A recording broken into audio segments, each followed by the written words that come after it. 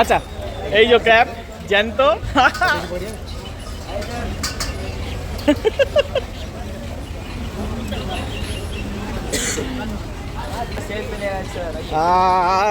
নড়ছে, কামড় দিয়ে দেবে।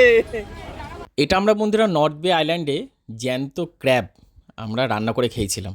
দারুণ খেতে হয়েছিল, অভিজ্ঞতাটা দারুণ ছিল। ভিডিওটা পুরোটা দেখো তাহলে বুঝতে পারবে।